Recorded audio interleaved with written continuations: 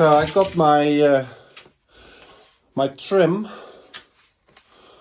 and they're gonna need to be cut to size, but also we wanna cut a 45-degree angle in the corners, huh? That's so that it looks all good. So I gotta think a little bit. This is gonna sit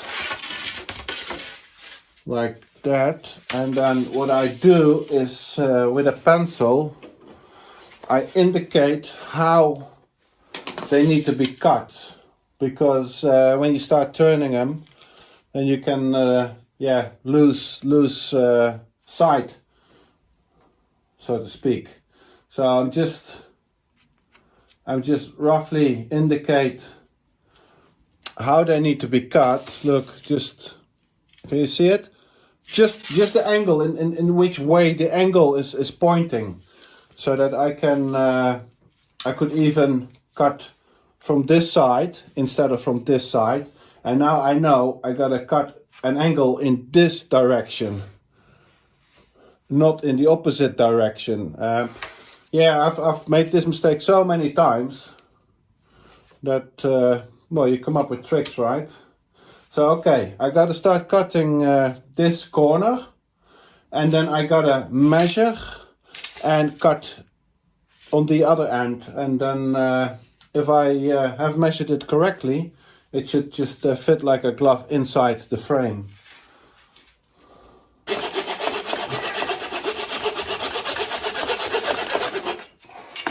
Okay, that was the easy bit. Now I gotta measure the length and do another cut, and well, it's gonna be quite a few cuts to make. Yeah. Now I've cut the frames to size, and I've just loosely fitted them into the big window frame. I'm gonna glue them in, and then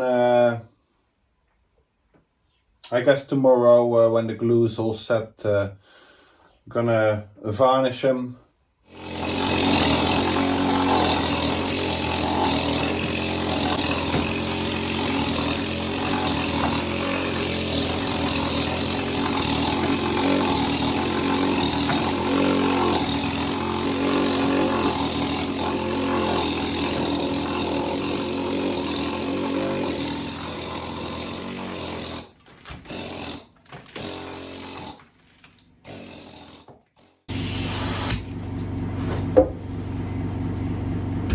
When I started doing all this braking work, I started with this hammer, drill hammer, 18 volt Makita one. This is a €350 piece of kit, but I noticed that it was doing some damage to the gears up in here, so I picked up this really cheap €80 Parkside 20 volt battery hammer drill. I've never used it for drilling, I've only used it for hammering, with the intention of using it until it fails, then binning it and buying a new one. But it's still very heavy. It's a heavy piece of equipment, and especially for the smaller work, or the long hours of working with this, it would start to hurt my wrist. So now I picked up this compressed air hammer, and it's a lot lighter. It's not wireless because it has the air hose coming from the compressor, but when I'm stationary in one location, it's not a big deal. And this is a lot lighter and smaller and more maneuverable. Yeah, a lot more handy. So far I'm happy with it. Yeah, we're gonna give this a good workout, because this whole room needs to be stripped of the rendering.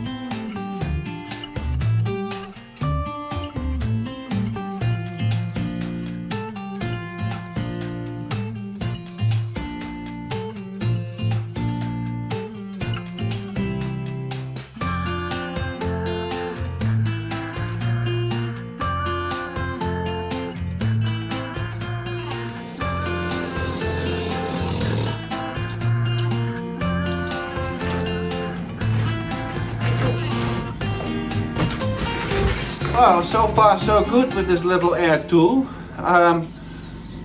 Yeah, I honestly wouldn't know any more productive way to do it.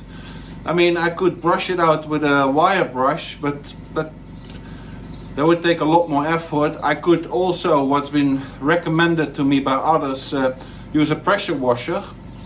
That seems to work real fine, but the downside is that you get a big mud pool downstairs. Can't have that. And also I want to reuse the lime sand render that's coming off. I'm going to tumble it in the cement mixer and then sift it through and reuse it. Why not? So yeah, so far I'm actually really pleased with this thing, and I bought it for 30 euros. I already had the compressor, but yeah, really cool. I've got to oil it every day, so I'll take care of it. Yeah, and now it's just making meters, making feet. I've got a lot to do.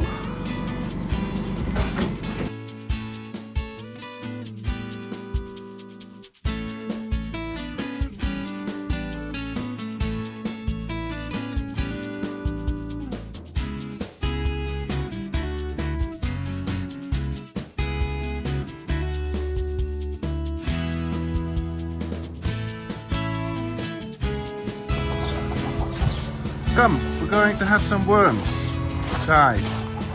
Yeah, we're gonna have some worms.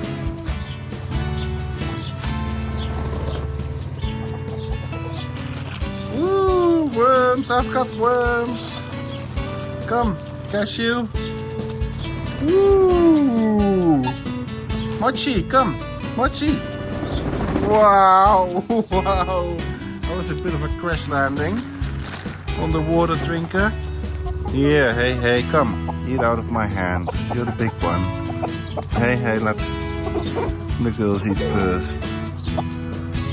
That's what a good rooster should do. Come, hey. So, worms.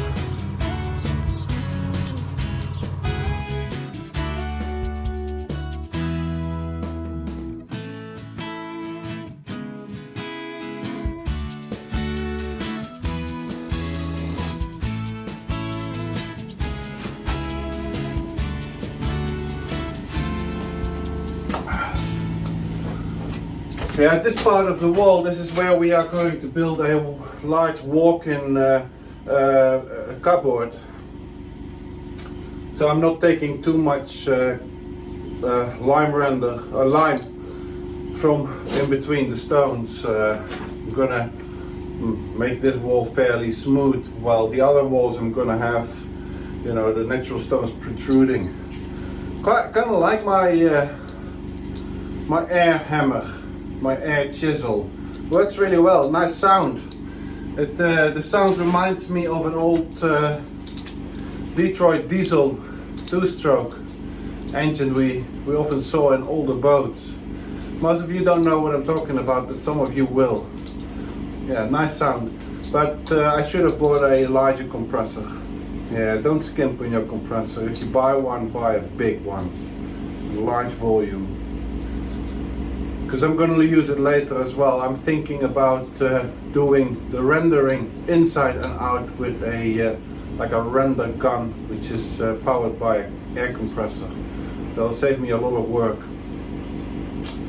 Yeah, so what you see behind me is a crack in the wall.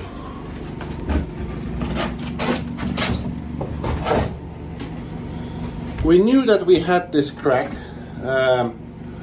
You see, it's where it's a crack, and I've had 3 people with a lot of knowledge looking at it, and all they said was just clean it out really well and put new lime mortar in. Yeah, so that's what we're gonna do. These people that I've consulted are people who have done reno jobs on old houses before.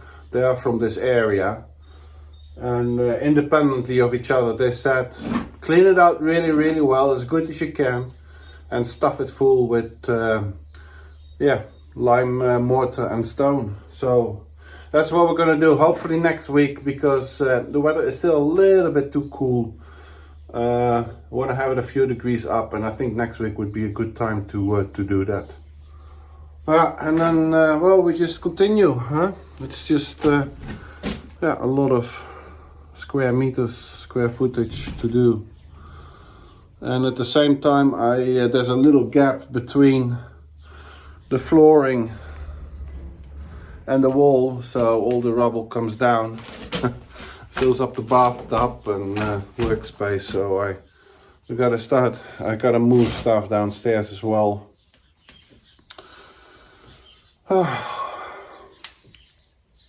Let's carry on.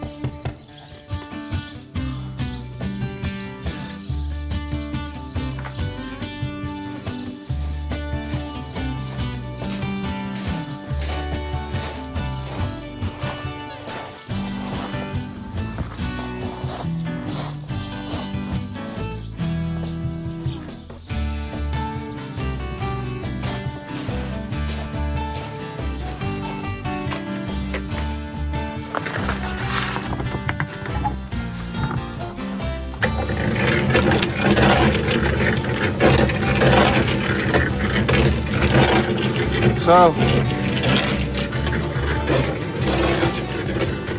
6 or 7 buckets of this old rendering mortar in the cement mixer. There's a few bricks in there. Let it all smash up and break up, and then we're gonna sift through it, and the larger parts are going to the tip, to the déchetterie. I can't use them. And the finer sand is going to be reused, either in combination with a white cement and water, or lime and water. Yeah, otherwise I gotta keep on driving to the tip to get rid of it, and I'll have to buy new sand. That's a waste, you know. So yeah, don't throw things away. Everything you gotta buy new is costing you money, really. And it's nice to keep it all inside.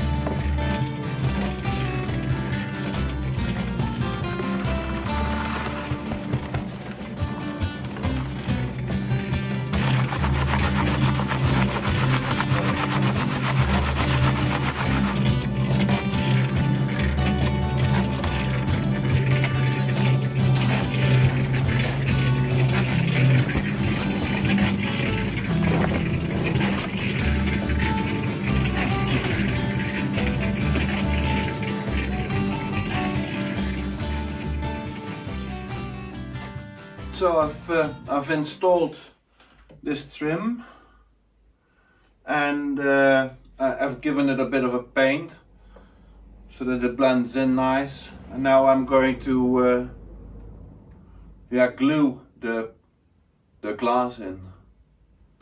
I'm using a transparent sealant, glue sealant, caulking, so that if it leaks out, it's not gonna really be very visible.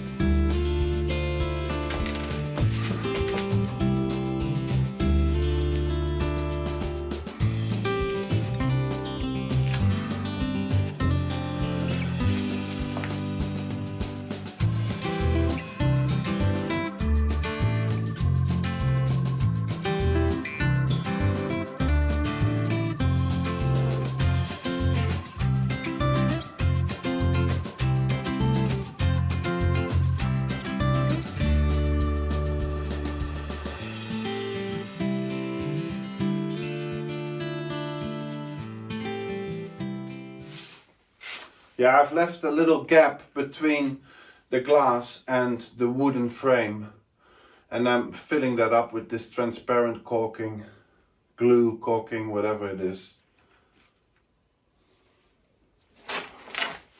Yeah, so the glass is in, has cured overnight. I can feel that the caulking has set. Possibly not fully cured yet. It was 8 or 9 degrees centigrade overnight, but the glass is not going to fall out. I'm just going to put a bead of transparent caulking sealant in here, just to prevent rainwater from getting in between the wood and the glass.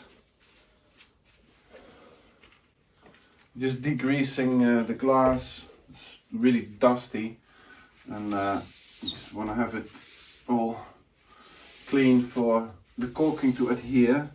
And I'm using a acetone that is not damaging to the environment. These days in France you can only buy these alternatives to the original chemicals. Acetone is the best degreaser, isn't it? Yeah, I'm not 100% sure of the effectiveness of these alternatives that are better for the environment or less harmful for the environment. But there's no other way. I can't get the original good acetone anymore.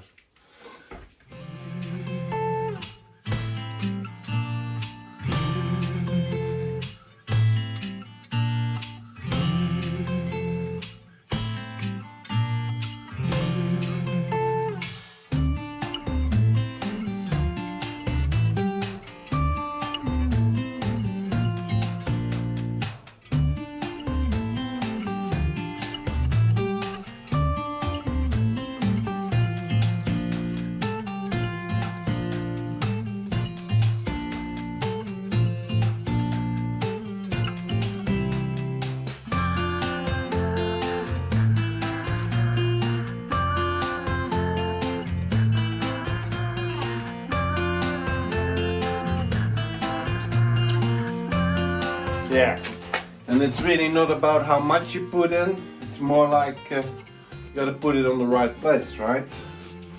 Exactly in that corner where the glass meets the wood.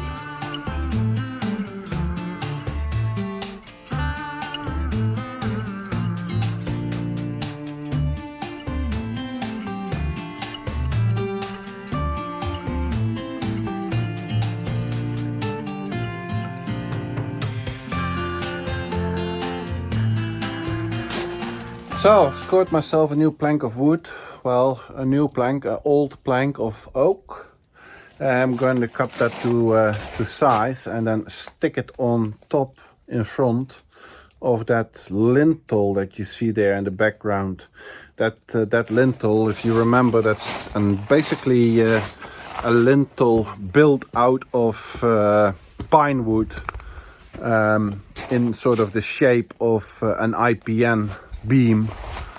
I have IPMs with beams, but they're just too heavy and cumbersome. So and also the roof is not straight. Nothing is straight in an old house, so I had to build an IPN myself. It's dark brown, but that's only just because I wanted to have it protected from the weather for the time being.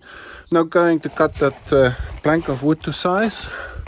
Hopefully fit it today and give it a good treatment, and then it will look like if it was a proper old big lintel. Yeah.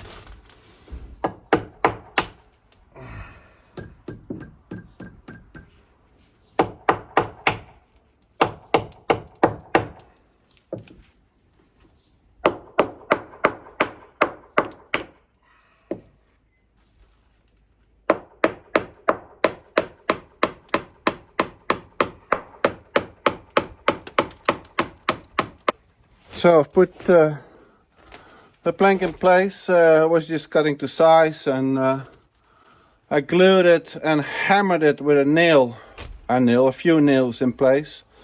I had these big steel nails that you can't bend really. You can just hammer it in a concrete wall if you want. And then I thought I'd do the same with this plank underneath, but I couldn't hammer upside down. I had to screw it in. That means that once the glue has set, I will remove the screws, I think, because I don't like to look at screw heads.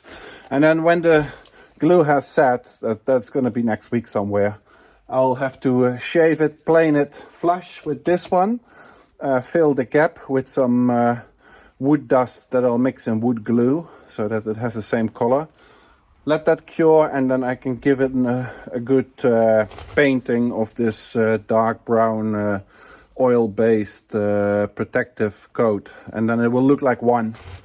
You won't be able to see the seam really, especially if you don't know it's there. So yeah, I'm pretty happy with this. And then next step will be basically rendering the outside, but we're not going to do that in the coming weeks. That's going to be later. But then it will all blend in and become one. Yeah, we got to work on the doors and the frame, and plenty of work to do. But I'm really happy that this is there, because it was really an eyesore for me looking at that wooden IPN beam that I built behind it. Yeah, it looks fairly new. If I had more time, I would have scuffed it up, make it look like a old wooden oak beam. It looks quite new, but it'll be fine. It'll be fine. Oh yeah, and then later the gutter. I'm really needing the rain gutter here, especially with the coming months. It's going to be wet. Anyway, that's going to sit for now, and let the glue cure, and then it's the next step. See, if you're a smart person, then at every step of a building project you stop and you measure and you ensure that what you're doing is correct. Because if you forget these steps, then you might have to take not 2 but 3 steps back later on. Now, unfortunately, I'm not that smart. Oh, let me maneuver all my stuff up. Unfortunately, I'm not that smart. I suffer from some serious tunnel vision, because I measure once and then I start the project. And then once the project is almost done, I found out that things are not fitting, are not correct. So I gotta backtrack all the way. Same with this window frame here. I measured once the hole in the wall, built a window frame, basically finished it up into varnishing and all. And now I'm going to see if the window frame is actually fitting in the hole. That's stupid. That's really stupid. Because I run the risk that I have to shave up wood or do all kinds of other stuff that I should have done before. Same with these frames that I later put in. I already stained the window frame and I varnished the window frame, and then I was cutting these wooden frame inserts. I should have done that straight from the beginning, of course, so that you do everything in one go. So yeah, I guess that's just the way I work. I'm not sure whether that's ever going to change. Now let's see if this thing will fit.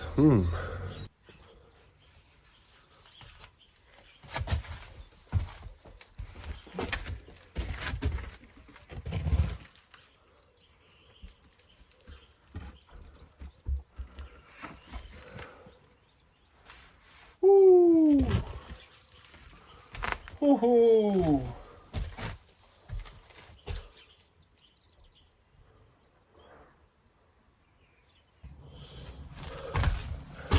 Now that's lucky Marius, because it fits. Yeah, measured twice, cut once. It fits. And it fits exactly like I wanted it to fit. What I'm going to do is I'm going to glue the frame in place. Oh, what I didn't show you is that the sides are exposed wood. There's no varnish on them, but I have treated them with a mold, termite inhibiting treatment. I didn't want to cover it with varnish because moisture will need to be able to get out of wood. So I didn't want to enclose the wood with a sealant like varnish would be. And now I'm just going to glue the thing in place. I always use this Polymax from Bison. I buy this in Holland. I don't know whether you can get it anywhere else really. Probably under another brand name, but this is just proven to be the strongest material I can find. And I always bring this back from trips back to the mother country. I'm not being sponsored by them, unfortunately, but yeah, I mean, 10, 11 euros a tube, so it's not cheap, but this is, I wouldn't have to screw the frame in. I will probably screw the frame into the wall from the sides later on, but first I'm gonna glue it in, and yeah, that should do it for now. And then later on I'm gonna have to correct some of the varnish, because I have some sags, some drips, and although we want to have this house eclectic and rustic, these drips are just not good. That's just a technical defect. So yeah, I'll have to touch that up, but anyway, there's a good coating of varnish on it. It's weatherproof, so no rush with that one. I'm just gonna glue the thing in place.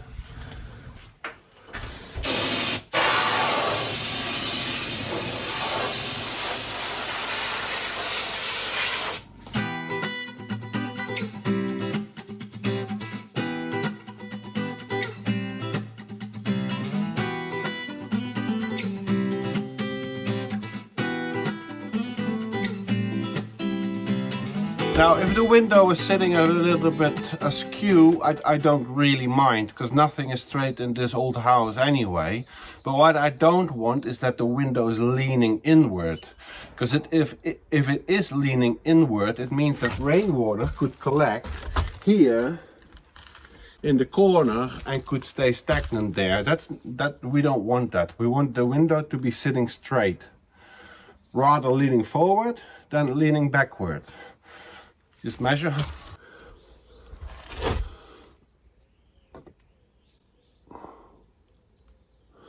Yeah, that's definitely leaning backward. It needs to come about this much to be vertical.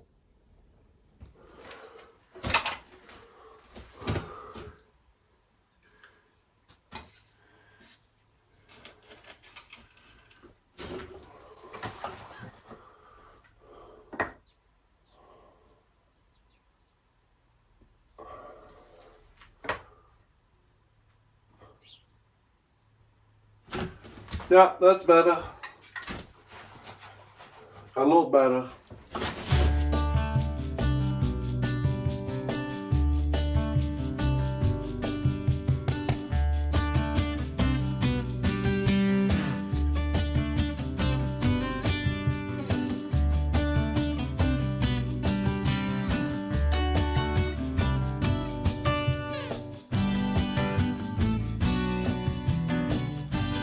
So mix some wood glue with wood dust. Filled up that crack, or what, seam, and then once it's all dry and cured, we'll just sand it all smooth, and then give this whole beam a coating, and it will all blend in and look like one. So the window is in place. I just need to do a little bit more caulking, and then once the caulking is fully set, I will sand down the varnish. Well, not all the way, but some way, and then varnish the window once more. And then also the inside of the window needs to be varnished. I haven't done that yet, but it's better to put on a protective varnish coating, at least one for now, so that the wood doesn't get damaged while I'm working here on the walls. So how far are we with the walls? I hope you can see it in the dark.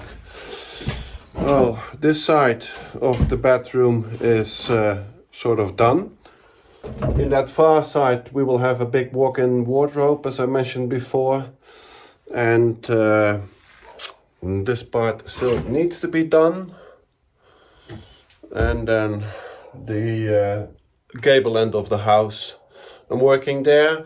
There's a bit of a difficult patch that's been rendered in cement, in Portland cement. It's bloody hard. Still thinking, should I really take it off or should I leave it? Because in the end, you know, a little bit of a industrial look is quite nice, but not convinced that I should take it off.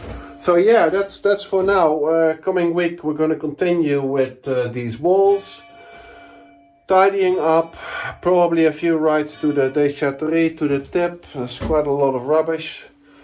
And what else? Don't know. We'll see. I would like to break this monotonous work up with something more interesting as well. Keep myself and you entertained. So I would like to thank you all for watching, for liking, for commenting, for subscribing. If you leave a comment, 9 out of 10 cases I will reply to that. And big special thanks for the people who bought us a coffee. If you want to help us with the channel, you could also buy us a coffee via the link below or in the video description. I'd like to see you all next week. Bye now.